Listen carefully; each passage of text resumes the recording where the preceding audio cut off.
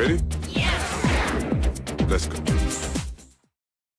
Everybody get up, it's time to slam now. We got the real jam going down. Welcome to the Space Jam. Here's your chance, do your dance at the Space Jam. The Old Republic must defeat the Empire with a device capable of completing several tasks. It is our mission to build a device that can accomplish these tasks successfully. These tasks include removing 2 TIE fighters from the base sector, torpedoing the Death Star, egressing from the blast zone, raising the Millennium Golf Ball at least 3 inches above the starting zone, and recalling the fleet. A few challenges to accomplishing these tasks are the 40-second time limit, the size of the device, and the limited sources of power. Other challenges are the fact that the Death Star will be rotating, which means that timing must be taken into consideration when the torpedoes are released. On Friday, November 13th at 6 p.m., the game was on. Toon Squad was ready for battle and prepared to crush all opposition who dared cross their path. Our device, Space Jam 2.0, is the second iteration of this specific design. We competed with the original Space Jam device in the qualifying rounds, and it did not deploy as well as we had expected. Due to the extra length of the linear bearing, the device was difficult to box.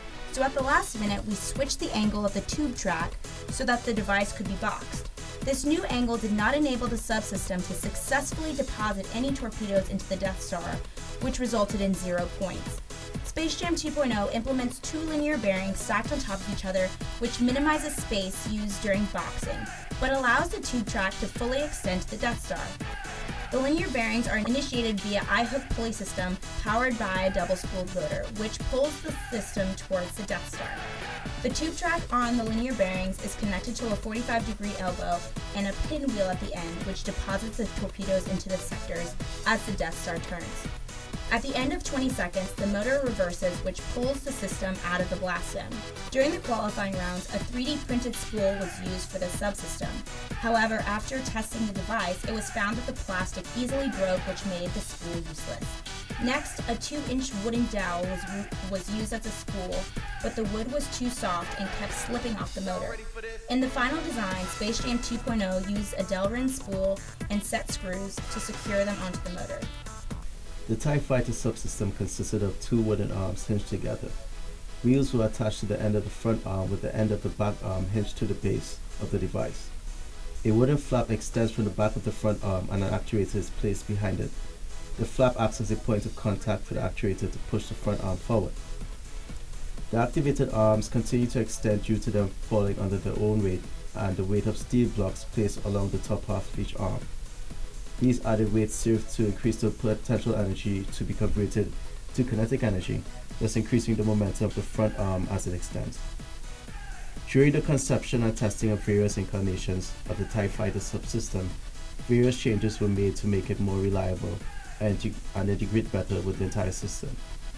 Initially, the actuator was set to hit the back of the rear arm, but this proved to be unreliable as the weight of the front and back arms pushed the front arm downwards, preventing the entire subsystem from moving. After experimentation, it was found that moving the front arm through a small distance initiated a continuous extension of the arms. It was also found that the device moved faster and with more stability with 2 1.5-inch diameter wheels as opposed to the 1 2-inch diameter wheel originally used. Another significant adjustment is the replacing of iron bars with that of steel bars of the same dimensions but of higher density. This allows for greater weight to be placed on top of the arms without requiring more space. In order to raise the Millennium Golf Ball, we use a 2-part system. First, a motor is activated which releases a pin. This pin releases 2 mouse traps which flick up the cascading arm mechanism. The same motor that released the pin is also used to pulley up the 3 stacked segments using a cascade lift routing. The Millennium Golf Ball is attached to the edge of the topmost arm segment. Brackets made of tape are strategically placed along the arms to keep the arms in line with each other and reduce friction. In the qualifying rounds, the cascading arm lift was limited to only 1 arm extending from the first, due to too much friction between the wooden arms. However, the addition of the brackets allowed us to add another arm to the subsystem. Another modification to the subsystem was the use of a Delrin rod for a spool. This was much more durable than the 3D printed one that was used during the qualifying round, which fell off every run. These 2 modifications allowed the Millennium Golf Ball subsystem to be more reliable and reach the height of 60 inches above the ground. Rounding out the final task is recalling the fleet through a fleet catching subsystem. Space Jam 2.0 was not retrofitted with this particular subsystem because of observations that were made during qualifying rounds and Open Studio. The two primary objectives in going after the fleet are avoiding accidental fleet contact and successfully reaching the minimum fleet boundary distance. The initial design decision to place fleet recalling sweepers on the TIE Fighter's rolling arms posed inconsistent in both primary goals. Side wings at the end of these arms maintained a larger profile and without alignment posed interference with the inside two fleet. While also taking into consideration a competing interface, the subsystem would rely on placement of an opposing team's TIE Fighters. From empirical data and testing runs, the fleet subsystem would have an antagonistic result of activating in front of the boundary line, caused by a not fully extended TIE Fighter arm. Additional prototype ideas included falling angled arms as well as falling sweeping arms.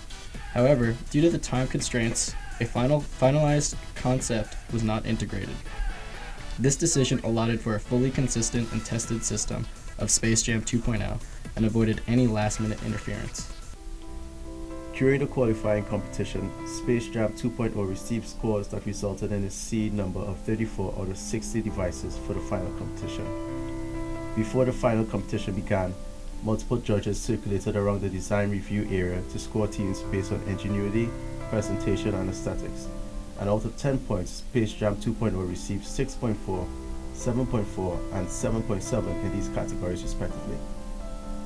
Following this review, the first round of the competition began in the Mark Building, during which Space Jam 2.0 received second place with 31 points. The device was able to banish both TIE Fighters, receive the minimum points for raising the golf ball 3 inches above the starting zone, and recall 3 fleet into the sector. However, the torpedo run subsystem was not correctly angled to the Death Star, which resulted in 0 torpedo deposits. During the second round, the device performed the best out of the 5 rounds and scored first place with 101 points. The device eliminated both TIE Fighters, raised the Millennium Golf Ball the highest, deposited 4 torpedoes, retreated from the blast zone, and recalled 1 ship. These wins solidified the device's position in the third round, during which the device received second place with 28 points. Space Jam 2.0 eliminated both TIE Fighters. However, it received only the minimum score for raising the golf ball and received 1 ship. Also, the torpedo run was only partially functional and deposited torpedoes into 3 of the 4 sections before it retracted from the blast zone. In the fourth round, we scored first place with 65 points. Space Jam 2.0 deflected both TIE Fighters once again, raised the golf ball the highest, and deposited 3 torpedoes into the Death Star before retracting back into the base sector. The device was then eliminated when it came in third place with 15 points in the fifth round. This was the first round during which our device failed in removing one of the TIE Fighters. Additionally, the torpedo run subsystem only deposited 3 torpedoes, the golf ball was not raised the highest, and no fleet were recalled. Although the device was eliminated after 4 wins, it still tied for 7th place overall in terms of wins earned and received the second highest score in one round with 101 points. Our experience in this course can be summed up in the words of our patronus, Michael Jordan. Obstacles don't have to stop you. If you run into a wall, don't turn around and give up. Figure out how to climb it, work around it, or go through it.